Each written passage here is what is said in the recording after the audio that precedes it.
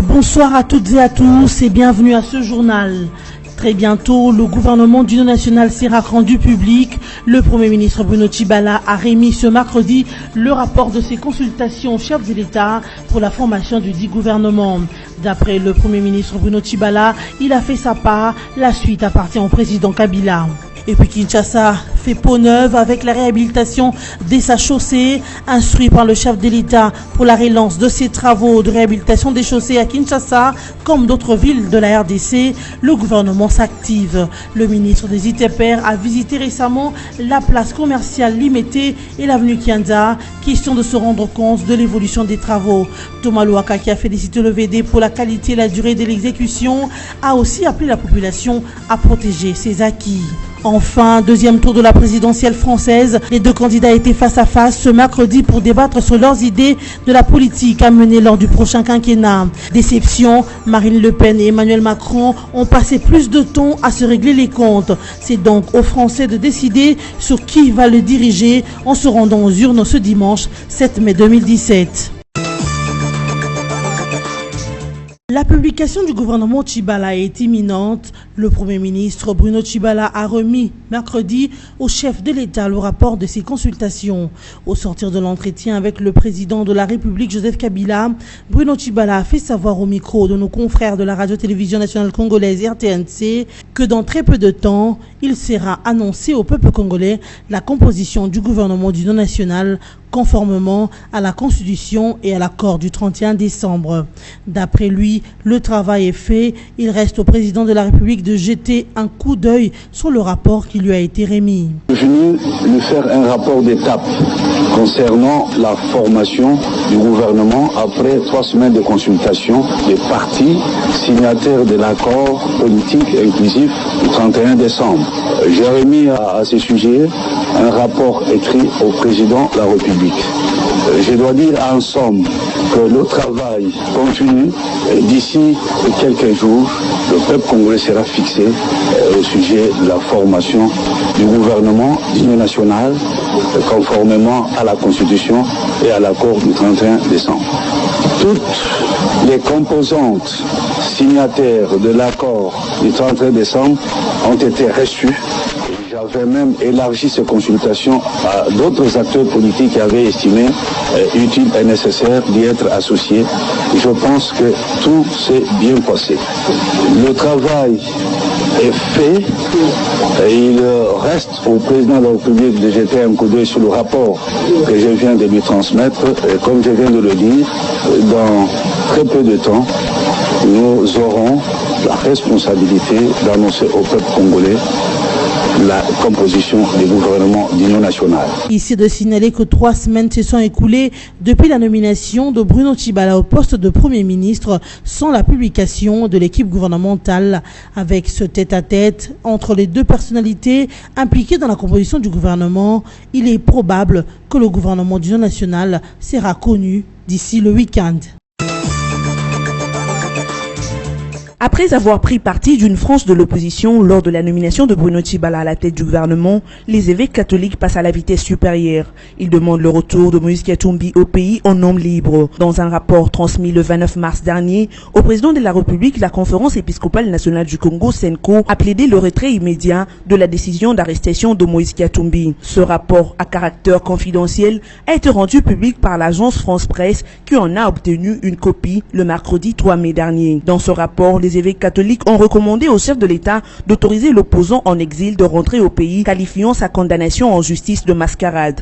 Ce rapport a été établi à l'issue d'une enquête menée par les prélats alors que la SENCO conduisait la médiation entre le pouvoir et l'opposition. Médiation qui a abouti à la signature le 31 décembre dernier d'un accord de sortie de crise. Pour rappel, Moïse Katumbi, un ex-allié et poids lourd de Joseph Kabila, actuellement en exil, a été condamné à 3 ans de prison pour spoliation d'un immeuble appartenant à un citoyen grec. Il doit également comparaître devant la justice congolaise pour une affaire de recrutement de mercenaires. La cité de Kamako, située à quelques 150 km au sud de la ville de Chikapa, dans la province du Kasaï, est sous contrôle des forces de l'ordre de la République démocratique du Congo. Le gouverneur des provinces a visité hier cette cité frontalière avec l'Angola pour se rendre compte de l'effectivité de la maîtrise de la situation par les forces de l'ordre national. Marc Manyanga Ndambo a félicité le travail des forces de l'ordre accompli avec professionnalisme. La population de Tchikapa doit retenir le fait que la décision prise par son Excellence M. Joseph Kabila Kabange, chef de l'État, de restaurer sans délai l'autorité de l'État, là où c'est hors la loi, c'est infiltré, cette décision est véritablement dans sa phase exécutoire. Donc on vient de Kamako, effectivement, cette cité, grande cité, véritablement sous contrôle. Je dois vraiment en profiter pour féliciter le travail de nos forces de l'ordre. Vraiment, les forces de l'ordre ont fait un travail avec professionnalisme. Ce n'est pas eux qui le disent, mais c'est la population qui le dit. Il y a des habitants qui m'ont même dit que certains montants qui ont été volés par ces hors-la-loi, lorsque les militaires sont arrivés, ils ont récupéré cet argent et ils ont remis à la population. Donc cette complicité, ce mariage entre nos forces républicaines avec la population. Je crois que nous sommes allés à la frontière RDC-Angola. Nos partenaires angolais ont été clairs. Ces rebelles sont allés à la frontière pour demander qu'on ouvre la frontière. On ne peut pas ouvrir la frontière avec des rebelles. Et comme l'autorité politico-administrative était là, ils ont accepté ce que je leur ai demandé, à savoir d'ouvrir la frontière, de relancer les activités du marché. Parce que c'est à travers le marché, justement, on aura eu la réponse à la préoccupation socio-économique de la population. Pour rappel, la cité de Kamako avait été l'épicentre des exactions des miliciens Kamouinansapou qui, après l'avoir assiégé il y a quelques semaines, y régnaient en maître, y mettant à mal l'ordre public et la paix. La population de la cité de Kamako s'était en fuite vers l'Angola voisin. Sur instruction du chef de l'État, les travaux de réhabilitation de la voirie ont repris à Kinshasa et dans les provinces de la RDC. À Kinshasa, le ministre national des Infrastructures et Travaux publics poursuit ses tournées d'inspection des travaux. Ce mercredi, Thomas Louakalo Senjola s'est rendu notamment sur la place commerciale à la 7e rue Limité et l'avenue Kianza qui traverse les communes de Lemba et Ngaba. Le constat diffère. À la 7e rue, les travaux avancent normalement. Thomas Louaka félicite l'OVD pour la qualité et la durée des travaux. Sur Kianza, par contre, le ministre est très déçu de la forte dégradation de la chaussée. Les travaux ont repris sur instruction personnelle du chef de l'État, son Excellence Joseph Kabila, qui nous a demandé de relancer le plus rapidement possible les travaux de réhabilitation de la voirie de la ville de Kinshasa, aussi à l'intérieur du pays. Mais c'est comme ça que nous avons lancé quelques axes. Aujourd'hui, nous sommes venus voir à la place commerciale 7e rue à Limité l'évolution des travaux conduits par l'OVD et nous sommes contents, ça se passe très très bien. Les choses avancent normalement selon les calendriers qui a été défini par le DG de l'OVD. Au regard des travaux, l'Office de voirie et drainage a déjà bouché les grands trous pour soulager tant soit peu la population. Il y a l'étape de curage des caniveaux et par la suite asphalter la chaussée. Une occasion pour Thomas Louaka d'en appeler à la responsabilité de la population pour ne pas transformer les caniveaux en poubelles. La détérioration de ces routes, de ces accès est liée uniquement à l'activité humaine. Les caniveaux sont en bon état, mais les caniveaux sont bouchés parce que la population vient jeter les immondices dans les caniveaux. Et lorsque les caniveaux sont bouchés, l'eau ne sait pas où partir, l'eau va stagner sous la chaussée et la chaussée n'aime pas l'eau. Voilà ce qui dégrade.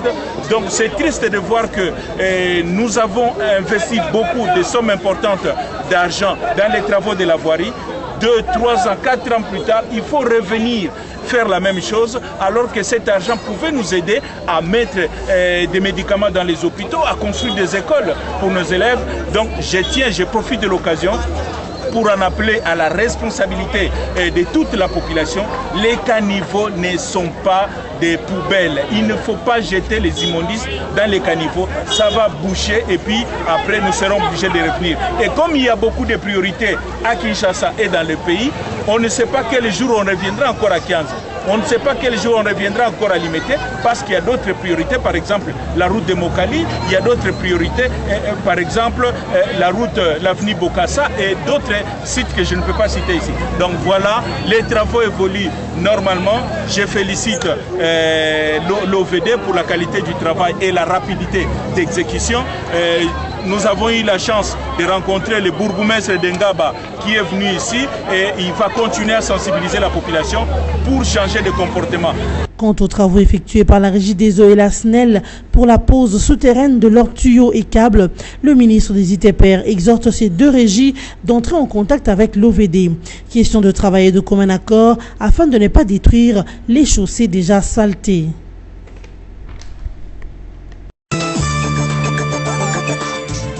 Le procès avait été aussitôt renvoyé une semaine seulement après son ouverture. Aux dernières nouvelles, le procès du dernier gouvernement Blaise Compaoré a repris ce jeudi 4 mai devant la Haute Cour de justice de Ouagadougou, la capitale de Burkina Faso. À la reprise du procès, 25 anciens ministres se sont présentés, 6 autres ministres qui vivent à l'exil seront jugés par contumace. À propos de l'ex-président Blaise Compaoré, notons qu'il est jugé en tant qu'ancien ministre de la Défense, même s'il a acquis la nationalité ivoirienne. Selon une source judiciaire, le procès ne devrait plus durer plus de 2 semaines. La première journée est consacrée en partie aux exceptions, environ 3 jours pour les interrogatoires de prévenus et 1 journée pour l'audition de témoins. Parmi ceux-ci, le général Gilbert Diendéré, ancien chef d'état-major particulier de Blaise Compaoré, qui était présent à l'ouverture du procès. Rappelons que Compaoré et ses ministres sont poursuivis pour complicité d'homicide volontaire et complicité de coups et blessures volontaires. Ils sont donc jugés pour leur implication présumée dans la répression de l'insurrection populaire d'octobre 2014 qui avait conduit à la chute du régime Compaoré. Deuxième tour de la présidentielle française, le débat ce mercredi soir entre Emmanuel Macron et Marine Le Pen a donné lieu à davantage de passes d'armes stériles qu'à des échanges sur le fond des sujets abordés. Une déception pour certains téléspectateurs qui, à l'issue de ce débat, devraient faire leur choix. Les 15 millions de téléspectateurs n'ont pas assisté comme attendu à un échange d'idées sur les politiques à mener lors du prochain quinquennat. Pendant plus de 2 heures, le candidat ont passé du temps à se régler les comptes, même si Macron tentait de ramener son adversaire dans le débat d'idées. Il n'y ait pas ce genre de terme, Madame Le Pen, ça pourrait prêter à quelque ambiguïté venant de vous. L'Europe à la schlag. Et donc, non, pas chez moi. Si, c'est celle de moi, Merkel. c'est la construction qui vient du bas, avec les associations, avec les territoires dont on a trop peu parlé, les initiatives populaires, mais des vraies transformations, des vrais changements pour lutter contre le chômage, pour l'école, pour la transformation du pays et surtout pour sa réconciliation. Dans 5 ans, si je suis élu président, je veux une France qui aura gagné la bataille face au terrorisme, face au chômage, face à l'illettrisme. Mais une France, vous avez déjà réconcilié le MEDEF et la CGT, ils appellent à voter pour vous. Parce qu'il n'y aura pas les divisions. Mais vous savez, malheureusement, l'État du pays... Tout le système appelle à voter pour vous. Pas de rire. Moi, je ne ris pas avec l'État de notre pays. Il m'inquiète. Le MEDEF et la CGT. Je veux dans 5 ans. C'est vous qui n'avez pas de parce que j'aurai justement fait un vrai renouvellement. Fait un vrai renouvellement. Mais la faute est partagée, relève France 24. D'abord les journalistes qui ont laissé les deux candidats s'invectiver plutôt que de les ramener au sujet de fond. La faute également au choix des séquences de l'émission avec des thèmes survolés comme l'économie et la lutte contre le chômage, voire carrément oubliés comme l'environnement ou la laïcité. Enfin et surtout la faute à Marine Le Pen qui a passé la majeure partie de son temps à attaquer son adversaire plutôt qu'à répondre aux questions qui lui ont été posées. Marine Le Pen, candidate du Front commun, n'a formulé aucune proposition sur sa méthode pour relancer l'économie française ou réduire le nombre de chômeurs. Et lorsqu'il lui a été donné l'occasion en fin d'émission de parler du sujet de son choix, celle-ci a dit ne pas en avoir. Mais elle a préféré s'en prendre une fois de plus à son adversaire qu'elle a dépeint tout au long du débat comme étant une créature de François Hollande et du monde de la finance. Durant les 2h30 de direct, le candidat socialiste Emmanuel Macron a régulièrement accusé son adversaire Le Pen de ne pas connaître ce dossier. Macron s'attachant lui à endosser le costume du présidentiable en listant ses différentes propositions pour chaque thème abordé. Marine Le Pen s'est toutefois montrée plus à l'aise sur ces sujets de prédilection que sont le terrorisme et l'insécurité, accusant Emmanuel Macron de complaisance pour le fondamentalisme islamiste. Le téléspectateur retiendra essentiellement des moments de gêne face au rire incessant de Marine Le Pen qui cachait souvent assez mal son impréparation et les sourires forcés d'Emmanuel Macron trahissant une forme de condescendance. On peut tout dire de ce face-à-face Le Pen-Macron, l'entre-deux tours de l'élection présidentielle française. Les Français se prononceront définitivement sur leur destin aux urnes ce dimanche 7 mai 2017. Mesdames, Messieurs, voici le rappel de titres. Très bientôt, le gouvernement d'union nationale sera rendu public. Le Premier ministre Bruno Tshibala a remis ce mercredi le rapport de ses consultations au chef de l'État pour la formation du dit gouvernement. D'après le Premier ministre Bruno Tshibala, il a fait sa part. La suite appartient au président Kabila. Et puis Kinshasa fait peau neuve avec la réhabilitation de sa chaussée, instruit par le chef de l'État pour la relance de ses travaux de réhabilitation des chaussées à Kinshasa, comme d'autres villes de la RDC, le gouvernement s'active. Le ministre des ITPR a visité récemment la place commerciale limitée et l'avenue Kianza, question de se rendre compte de l'évolution des travaux. Thomas Louaka, qui a félicité le VD pour la qualité et la durée de l'exécution, a aussi appelé la population à protéger ses acquis. Enfin, deuxième tour de la présidentielle française, les deux candidats étaient face à face ce mercredi pour débattre sur leurs idées de la politique à mener lors du prochain quinquennat. Déception, Marine Le Pen et Emmanuel Macron ont passé plus de temps à se régler les comptes. C'est donc aux Français de décider sur qui va le diriger en se rendant aux urnes ce dimanche 7 mai 2017. Merci de votre fidélité. Ce journal est terminé et à très bientôt.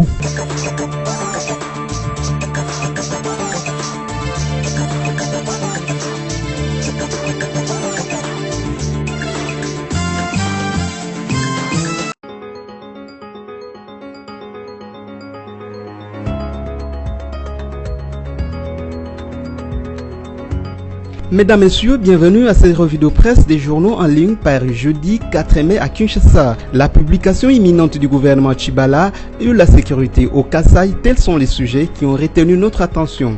Débutons cette revue de presse avec Forum des As qui écrit à son manchette: au-delà de la rencontre d'hier entre Joseph Kabila et Bruno Tshibala, gouvernement, une longue attente préjudiciable au pays.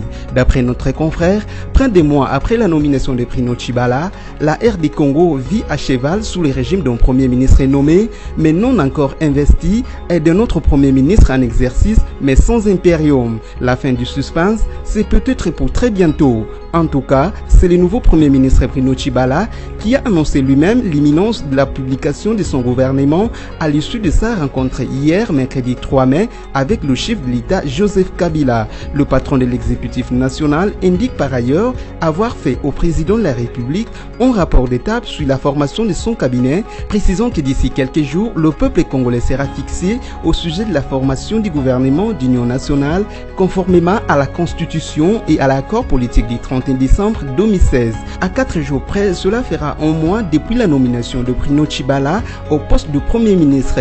Cette longue attente du cabinet Tshibala s'explique aussi par la pêche aux gros poissons qui continue. On explique que l'objectif pour les tandems Kabila-Tshibala, c'est de ratisser large, surtout du côté du rassemblement limité. Tout ceci est louable dans la mesure où l'équipe post-accord de la Saint-Sylvestre est estampillée gouvernement d'union nationale, c'est-à-dire dans les circonstances actuelles, il est impérieux d'avoir un exécutif bénéficiant d'une base sociologique et politique aussi large que possible. Cependant, un bémol, c'est ce que le pays s'est payé les luxes d'être, c'est vrai, d'un gouvernement de plein exercice à un moment crucial. Ce cabinet sera composé de 54 membres, le Premier ministre y compris, avec pour mission principale l'organisation des élections et les sociales, conclut le journal. Bruno Tshibala a promis une assistance aux victimes des événements du 19 décembre 2016. C'est le titre à la une du site d'information politico.cd. Selon le site d'information, c'est ce qu'ont déclaré les représentants de ces victimes regroupés au sein du collectif des victimes du 19 septembre après leur rencontre hier avec le Premier ministre. Reçu par le numéro 1 de ministre, cette délégation, conduite par son porte-parole Émile Madimba, a d'abord donné les félicitations du collectif au Premier ministre pour sa récente désignation. Car ce n'est pas n'importe qui, mais un vieux combattant de longue date qui mérite ses postes, a précisé M. Madimba avant de poursuivre qui lui ont présenté la situation déplorable des familles des victimes des événements du 19 septembre avec les souffrances des veuves, des blessés et des orphelins. De son côté, le Premier ministre a promis une assistance à ce collectif dont les membres des familles sont tombés durant les manifestations organisées par l'opposition dans la capitale congolaise réclamant le départ du président Kabila à la fin de son mandat. Bouclons cette revue de presse avec le site d'information actualite.cd qui écrit « Kasaï, la situation est progressive ». Selon les porte-parole du gouvernement sortant, Lambert Mendo Malanga, la situation dans la province du Kasaï et celle du Kasaï central est progressive.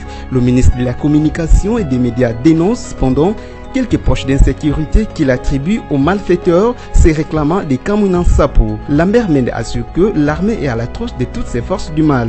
La situation dans l'espace Kasaï s'est détériorée suite à la colère des adeptes des Kamwina Nsapu décidés de venger leur chef tué en août 2016 dans les combats entre sa milice et l'armée. Il y a 2 jours, les présumés miliciens Kamwina Nsapu avaient pris en otage 4 inspecteurs de l'EPSP partis à Luisa pour superviser les épreuves de l'ex-État. On note aussi plusieurs déplacés ces derniers mois selon les rapports des OCHA. Mesdames, Messieurs, c'est la fin de cette revue de presse. Merci à vous de l'avoir suivi. Restez branchés sur votre chaîne BES-TV.